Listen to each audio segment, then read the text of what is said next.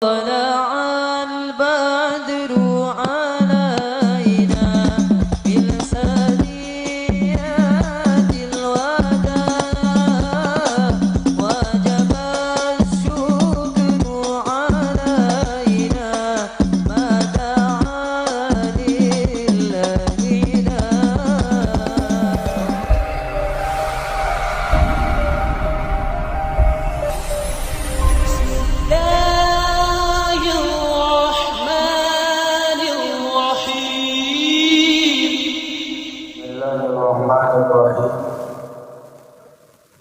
Assalamualaikum warahmatullahi wabarakatuh.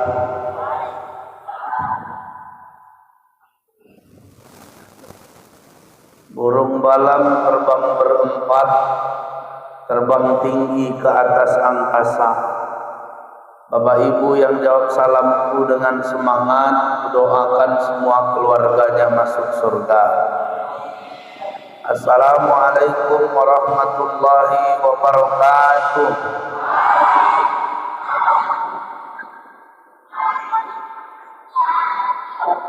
Alhamdulillahi rabbil alamin.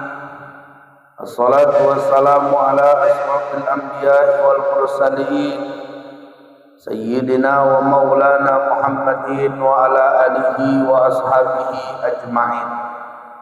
Sama-sama kita hormati, kita muliakan Ketua FKSMM yang hadir bersama kita, Ustaz Salman SE.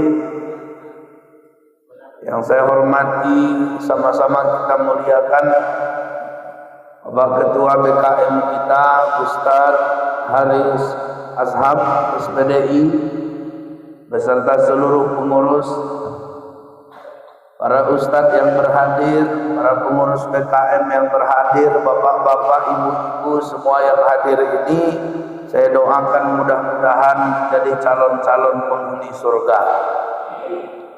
Apa kabar semuanya, sehat? Alhamdulillah. Ustadz mau tanya, Allah itu baik enggak? Allah kasih kita nikmat yang banyak, mata bisa melihat, telinga bisa mendengar, kaki bisa berjalan. Cuman Allah suruh kita untuk memenuhi panggilannya, sholat, memperbanyak ilmu agama. Tapi banyak juga di antara kita yang tidak melakukannya. Tapi paling tidak kita yang hadir selalulah berucap Alhamdulillahirabbil. Salawat dan salam kepada Nabi kita Muhammad sallallahu alaihi wasallam. Allahumma salli ala sayyidina Muhammad wa ala ali sayyidina Muhammad. Bapak Ibu yang dimuliakan Allah, saya bertanya tadi kepada Ketua BKM, apalah kiranya tema kita ceramah?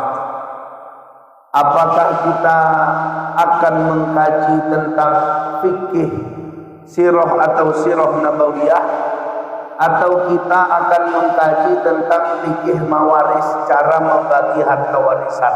Ini kuserahkan sama Bapak Ibu karena temanya akan berlanjut.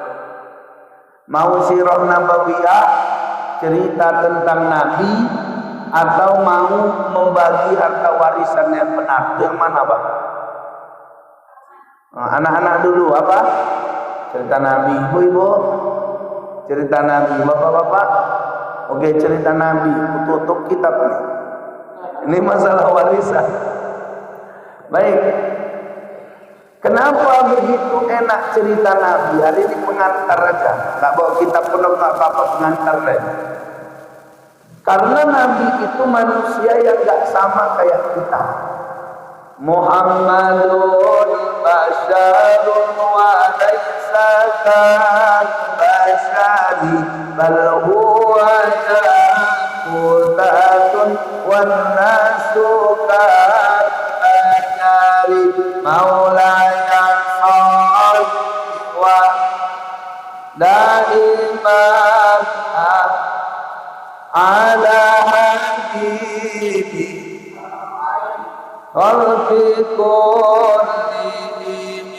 Muhammadun basyarun, Nabi Muhammad itu manusia, kita pun manusia. Cuman kita sama Nabi ya jauh beda lah. Memang manusia itu ya kalau lapar dia makan, betul. Kalau ngantuk dia tidur. Kalau dia sedih dia nangis. Kalau dia senang dia, itu manusia.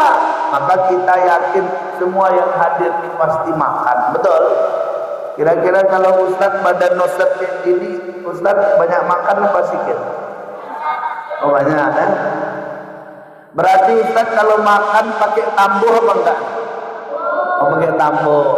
Berarti Ustaz orangnya congok apa enggak? Oh, iya. Berarti Ustaz orangnya gendut atau gendut kali? Oke ya, terima kasih. Jadi manusia, Nabi itu Muhammadun basyarun, dia manusia, walaysa kal basyari, tapi bukan manusia biasa. Jadi Nabi itu bagaimana? Baluwaya katun dia seperti batu permata, batu mulia, wan nasukal hajari, tapi manusia lain seperti batu biasa. Ibu-ibu kalau jalan dari rumah kemari ada jumpa batu, batunya ibu ambil apa enggak? Ibu bawa pulang enggak? Kenapa? Orang batu biasa. Tapi kalau ibu jumpa di jalan batu permata, ibu ambil enggak? Ibu bawa pulang enggak? Oh, orang batu permata pasti Maka kita yang batu biasa, yang enggak ada harganya, pasti akan senang kalau yang diceritakan batu permata. Makanya kalau menceritakan diri saya, Pak, 1 hal bisa dipuji dari saya, tapi 10 hal bisa dicela dari saya. Tapi kalau cerita tentang Nabi, semuanya terpuji dari Nabi. Betul? Kalau misalnya ditanya sama istri saya, kayak mana Ustaz Ramadan itu kalau di rumah? Dulu awal-awal nikah dinyanyi-nyanyikan nyaku kan. Awal-awal nikah kan biasa Pak, pengantin baru. Awal nikah aku masak aja di dapur, dia nyanyi dari samping. Cande setare polar osbo yaitu sari Qurani. Taza kale muske di pati. Ya kan? Dulu, sekarang gimana? Udah berubah, nggak mau lagi dia nyanyi. Kenapa? Karena manusia pastilah tak akan bisa sempurna. Tapi kalau cerita Nabi, kita cerita sosok yang paling sempurna. Ustaz mau tanya dulu, Nabi itu ganteng apa jelek? Ganteng ya. Nabi itu pilihan. Kata Nabi, Innallaha astafa Kinanata min waladi Ismaila. Allah memilih Kinanah lah yang terbaik dari keturunan Nabi Ismail alaihissalam. Wa Quraisyan min Kinanata, Allah pilih Quraisy lah yang terbaik dari keturunan Kinanah. Wa Hasyiman min Quraisyin, Allah pilih Hasyim lah yang terbaik dari keturunan Quraisy. Wastofani min Bani Hasyim, Allah pilih akulah yang terbaik dari keturunan Hasyim, kata Nabi. Jadi rupanya Nabi itu keturunan dari Nabi Ismail bin Ibrahim alaihi wassalatu wassalam. Tapi ternyata dari keturunan yang begitu jauh ke bawah, Nabi adalah keturunan dari setiap pilihan-pilihan terbaik. Maka kalau ditanya, Ustaz, kakek Nabi kayak mana? Kakek Nabi lah yang paling baik, paling baik, paling disenangi, paling berwibawa, paling dermawan, paling gagah. Kakek Nabi lah. Mama Nabi, oh dia lah yang paling cantik, pokoknya paling semua. Kenapa? Karena dia adalah pilihan dari pilihan yang terbaik. Itulah akhirnya yang paling baik adalah Nabi kita Muhammad sallallahu alaihi wasallam. Jadi kalau dia pilihan terbaik, gagah. Baik kali. Ramah. Tenaganya kuat, paling kuat. Dia penakut enggak ada takutnya. Orang hijrah aja disuruhnya semua duluan pergi, dia belakangan. Itu namanya tak takut ya kan Pak? Kalau takut, kalau aku lah di masa itu, aku duluan yang cabut. Orang biar aja lancarnya kan Pak? Ini Nabi suruh semua. Akhirnya Nabi belakangan. Nabi itu nggak penakut. Nanti kita akan cerita bagaimana Nabi di perang Hunain. Perang Hunain itu perang besar, pasukan Islam paling besar dari yang sebelumnya, tapi gemparan musuh yang luar biasa yang menyerang dengan panah membuat semua kacau balau. Pasukan kaum muslimin lari, tak tentu arah Pak. Siapa yang tinggal di situ bertahan? Hanya Nabi SAW sendiri. Tapi karena nampak sendiri di situ, pamannya datang Abbas. Kemudian mulailah merapat beberapa sahabat, tapi hantaman anak panah itu tidak membuat Nabi bergeser ke kanan dan ke kiri, padahal yang lain sudah lari. Kenapa? Karena Nabi itu pemberani orang. Apakah dia sabar enggak? Sabar enggak Nabi? Sabar kali. Nabi dakwah itu sabar kan. Kadang-kadang dia dakwah dibilang orang dia gila, dia biasa aja. Coba aku ceramah di kalian bilang gila, ya besok nggak datang lagi, aku ngapain? Ya kan Pak? Kalau Nabi nggak ada perajuk-perajuknya nggak ada sakit-sakit hatinya nggak ada, ya kan Bro? Sampai dia datang dengan penuh harapan. Dia datang pada saat itu mendakwahi orang, tapi orang itu ingin membunuh dia. Bukan cuma sekedar ingin, tapi sudah mulai melemparinya. Bukan sekedar lemparan biasa, tapi lemparan mematikan. Kenapa? Karena pelipisnya pecah, tumit kakinya dua-dua pecah, badannya udah berlumur darah. Yang ikut sama dia Zaid bin Harisah sudah terbelah kepala karena hantaman batu. Tapi apa yang terjadi? Nabi SAW tetap mendoakan mereka, walaupun awalnya Nabi seakan curhat kepada Allah.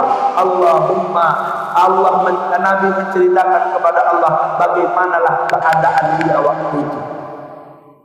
Dia katakan kepada Allah, Anta Rabbi mustad'afin, kau itu kan Tuhannya orang-orang lemah ya. Anta Rabbi, kau kan Tuhan. Ilaman takilni, kemana lah sesudah ini aku akan suruh dakwah ya Allah. Apa ke tempat dekat mereka menolakku, atau ke tempat jauh mereka melukaiku. Tapi tak apa-apa ya Allah, yang penting kau tak marah pada. Jadi urusan marahnya Allah yang diperhatikan Pak. Kalau kita kan kadang-kadang enggak. Urusan Allah marah apakah itu belakangan, yang penting ambil, makan, sikat kanan kiri. Betul? Tapi Nabi luar biasa Pak, sabar dia. Apakah Nabi orangnya sopan? Nabi sopan enggak? Sopan. Apa Nabi orangnya pemalu? Pemalu apa enggak? Pemalu. Kadang-kadang tersikap Pak, jubah tadi nampak betis Nabi yang putih bersih itu, tapi dia enggak berani nengok muka orang selama seminggu karena malunya, karena tersikap betisnya. Awak bukan betis lagi, apa namanya kan Pak? Enggak ada malu awak. Lalu kalau begitu Pak Ustaz, Nabi Allah memujinya karena akhlaknya. Makanya enak nyeritain Nabi karena semuanya baik. Kalau orang susah, Nabi lebih susah. Kalau orang nangis, Nabi bisa merasakan. Kalau orang pada saat itu takut, Nabi juga bisa merasakan. Jadi Nabi itu luar biasa. Sampai-sampai sama Abu Bakar berbisik-bisik di dalam gua, ya kan Pak? Abu Bakar, jangan takut. Kalau ada dua orang, yang ketiga siapa? Allah. Ya udah, jangan takut. Jangan sedih. La tahzan. Innallaha ma'ana, Allah bersama kita. Nabi itu luar biasa. Nabi dalam pandangan orang lain. Ini kita cerita karena namanya pengantar. Bahwa pengantar ini kan jalan bebas. Naik ke atas, turun ke bawah. Namanya pengantar. Betul Pak? Nabi itu Allah pilih dari suku Arab. Maka Arab itu dulu kan ada Arab Aribah, ada Arab Musta'ribah, ada Arab Adnaniyah. Ya kan? Nabi bukan Arab yang dari Yaman itu bukan Arab yang tak bisa dideteksi dari kaum Samud, bukan. Tapi Nabi itu adalah Arab Adnaniyah. Arabnya adalah keturunan Adnan. Kenapa dibilang Adnaniyah? Karena kakek buyutnya namanya Adnan.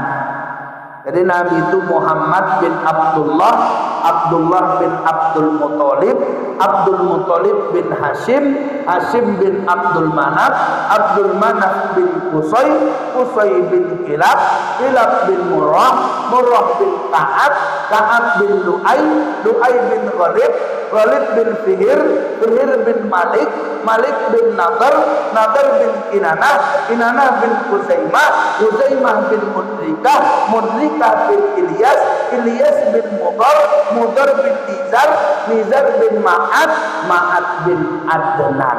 Makanya disebut Adnani. Adnan itu ke atas kata ulama sebanyak lagi. Tapi saya baca sejarah itu paradigma 7, berarti nggak bisa dipegang.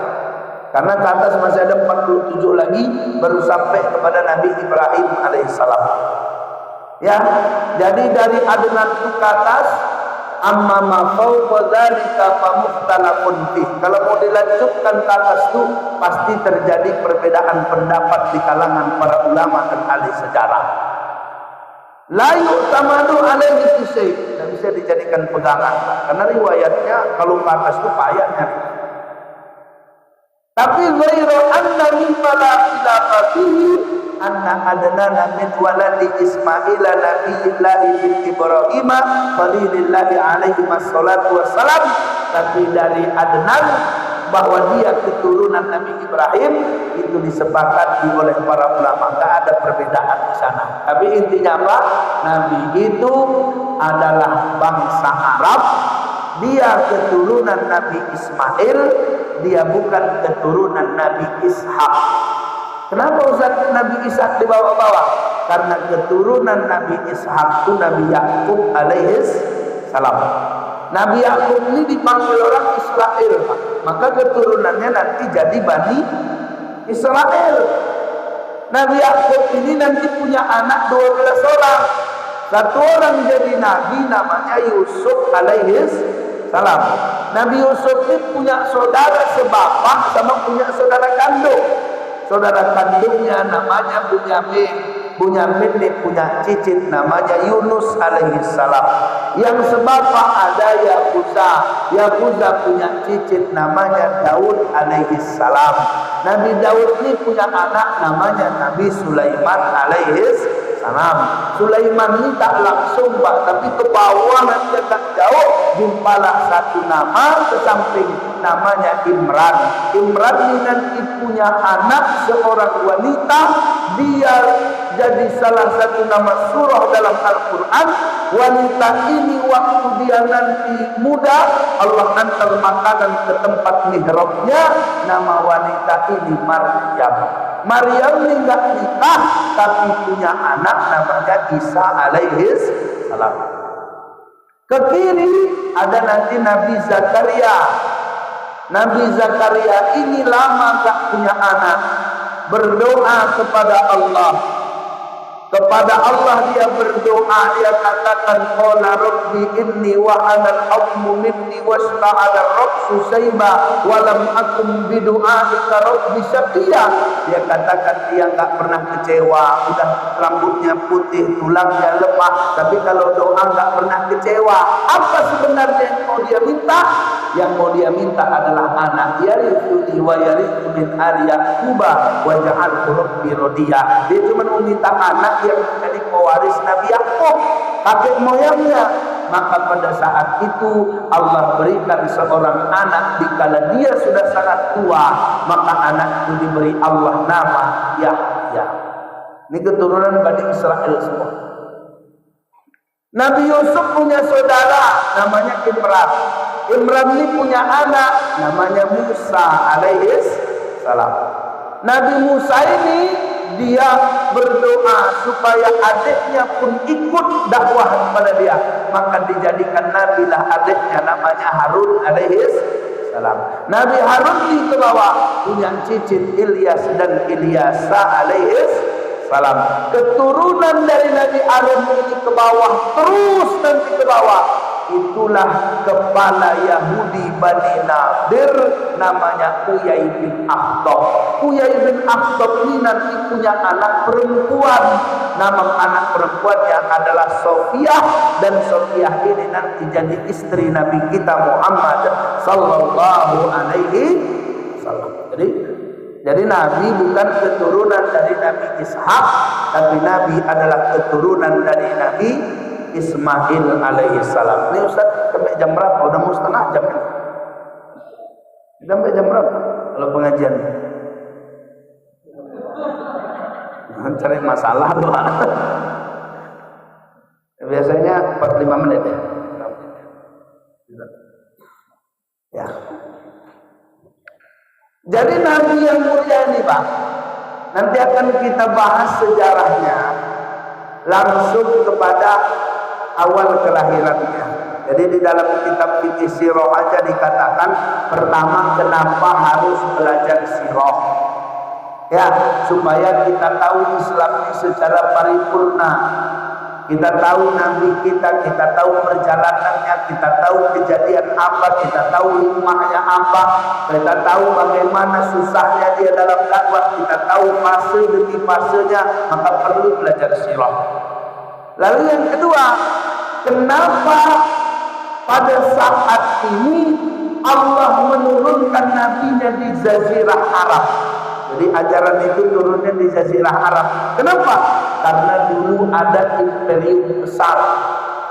Yang sebelah sana ada imperium besar namanya Persia. Ini negara adidaya. Udah ribuan tahun berkuasa. Ke kiri ada namanya Romawi. Romawi ini masih 100 tahun sekian, tapi kencang kali Pak. Panglima perangnya handal, pasukannya hebat, bahkan wilayah-wilayah Persia sudah banyak dikuasainya. Dua-dua ini Pak punya peradaban masing-masing. Yang sebelah sini mereka punya tuntunan ilmunya, sebelah sini juga punya, tapi jahiliyah. Yang besar ini dari jahiliyah, yang sini jahiliyah. Kenapa? Ada di antara mereka yang menikahi anak kandung sendiri, jahiliyah kan? Padahal orang berilmu di sini. Orang berilmu, mereka punya kitab, tapi ternyata masih jahiliyah. Sebelah sini sama aturan hukum di keadilan, tak ada perbudakan, ngeri semua. Maka Islam ini tak turun ke sebelah kanan, tak turun ke sebelah kiri. Kenapa? Mengajari orang yang sudah pintar itu payah. Betul Pak? Betul. Kita kan kalau belajar itu kalau bisa kayak apalah, air mineral ini kosong. Jadi kalau diisi walaupun tumpah, ada yang masuk. Tapi kalau udah penuh dari awal, sudah merasa penuh, pasti nggak ada yang masuk. Betul Bapak? Yang sebelah sana jahiliyah, tapi sudah peradabannya besar. Sebelah sini jahiliyah, peradabannya sudah luar biasa. Yang di tengah ini lengkap pula kejahiliyahannya. Kenapa? Nggak jelas Pak. Nggak ada peradabannya, belum ada nabi, masih jauh kitabnya, belum ada, wilayahnya masih terhampar begitu saja, lokasi mereka berada di daerah gurun. Tapi pada saat itu ada yang menyembah pohon, ada yang buat Tuhan dari tepungnya sendiri. Habis itu dia bawa gigi, lapar dia makan, dia buat Tuhan lagi. Pokoknya jahiliyahnya luar biasa. Ada pernikahan di sini, tradisinya kalau menikah 10 laki-laki mendatangi 1 perempuan. Itu dalam kitab Ar-Rahiq Al-Maktum yang ditulis oleh Syekh Abdul Rahman Al-Mubarakpuri. Itu didatangi 10 oleh laki-laki, kemudian nanti kalau hamil melahirkan, maka ditengok sama dukunnya, mana yang lebih mirip, itulah yang jadi bapak. Ini jahiliyah. Ya bro. Nanti kalau misalnya mereka punya istri 20, tapi ketika meninggallah sang suami, istri-istrinya dikumpulkan sama anak-anaknya. Kau pilih mama yang mana untuk kau? Mama tiri ini. Tapi kan jahiliyah. Di tengah kejadian ternyata muncul satu kecerahan yang luar biasa. Apa itu? Datang cahaya iman di sana, dibawa oleh seorang yang bukan dari luar, tapi dari golongan mereka sendiri. Seorang nabi yang sudah mereka kenal dari kecilnya. Seorang nabi yang masih berhubungan famili dengan mereka. Seorang nabi yang waktu kecil masih muda sudah disayangi oleh mereka. Waktu remaja diberi orang gelar Al-Amin karena terpercaya. Waktu usianya 38 tahun, bisa 35 tahun bisa mendamaikan sesuatu yang terjadi di tengah orang Quraisy karena Hajar Aswad. Saat itulah maka Nabi ini bukan orang lain. Makanya ketika cerita Isra Mi'raj, wan najmi idza hawa ma dhalla sahibukum wa ma huwa wa ma yantiqu anil hawa in huwa illa wahyu yuha. Allah ceritakan dia bukan orang lain, dia sahabatmu sendiri. Jadi pada saat itu Nabi Shallallahu Alaihi Wasallam itu diutuslah di tengah mereka, maka kemudian nanti akan menjadi satu kekuatan besar di Jazirah Arab. Jazirah Arab ini nanti kuat Pak. Madinah nanti jadi pusatnya. Di masa kepemimpinan Nabi, bahkan Romawi 2 kali mencari gara-gara, tapi tak berani menghadapi kaum muslimin. Sekali nanti kita akan ceritakan namanya Perang Mu'tah. Perang Mu'tah itu diutus Nabi 3.000 tentara menghadapi 200.000 tentara sekutu Romawi. Dari Romawi ada 100.000, sekutunya ada 100.000 tentara. 200.000 tentara menghadapi 3.000 pasukan kaum muslimin, tapi mereka kalah dalam peperangan. Yang kedua nanti perang Tabuk. Itu pun perang Tabuk, perang dengan Romawi, tapi mereka lari sebelum Nabi sampai ke tempat mereka. Jadi ini Pak luar biasa ini. Inilah kenapa bisa sehebat ini Ustaz? Karena Nabi bukan berasal dari keturunan kekuasaan, tapi Nabi adalah seorang Rasul utusan Allah yang menanamkan kebaikan, kesabaran. Bahkan sebelum perang selalu mereka bermuhasabah, selalu mereka berzikir, selalu mereka meminta memohon kepada Allah, maka hasilnya luar biasa. Maka nanti dalam cerita sirah kita tidak hanya cerita Nabi kesehariannya, tapi kita akan cerita bagaimana perjalanannya dalam dakwahnya, bagaimana Nabi nanti dalam satu peperangan namanya perang Badar, bagaimana terjadi perang namanya perang Uhud, bagaimana terjadi perang namanya perang Khaybar. Itu nanti akan kita kisahkan tentunya dalam episode berikutnya. Cocok Pak? Cocok Bu? Cocok? Dan nanti semua orang yang melihat Nabi dari jauh akan kagum kepadanya karena keindahan fisiknya.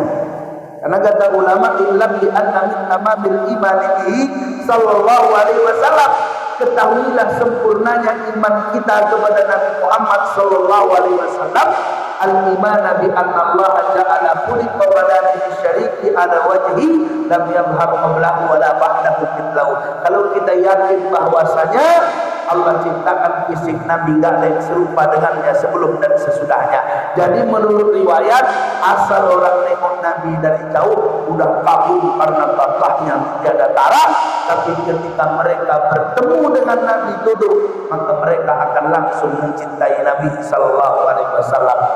Rasulullah dalam mengenangmu kami susuri lembaran sirahmu, pahit getir perjuanganmu membawa cahaya kebenaran.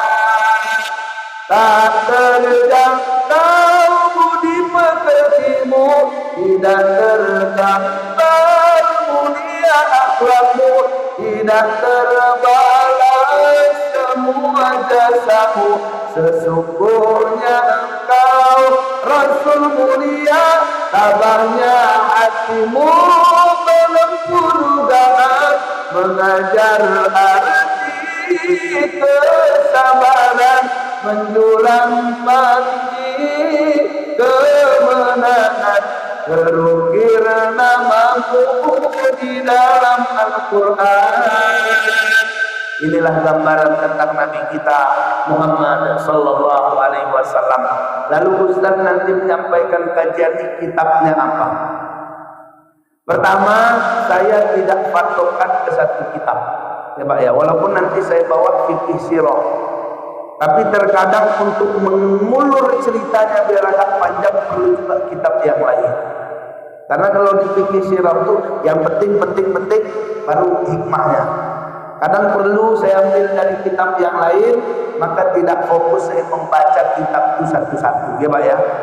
Nah, kemudian nanti kalau aku baca kitab, udah banyak pengalaman ini, mak-mak yang di sana mulai ngantuk. Betul Bro? Betul Bro? Gitu baca misalnya kitabnya misalnya kalau kayak kemarin kita baca Ismu Ilmul Faraidi tentang ini fikih mawaris ya. Misalnya kita baca wa ilmul mawaris wa ilmul hisabi al-musili ila ma'rifati ma yakhusu alladhi aqta tarikati. Apa kata nenek-nenek itu udah ajab kali ya Ustaz ini. Maka saya enggak fokus ke situ. Ya Bu ya. Yang penting kisahnya sampai. Cocok? Inilah Pak sekedar pengantar, mudah-mudahan bermanfaat. Usikum wa nafsi bitaqwallah. Assalamualaikum warahmatullahi wabarakatuh.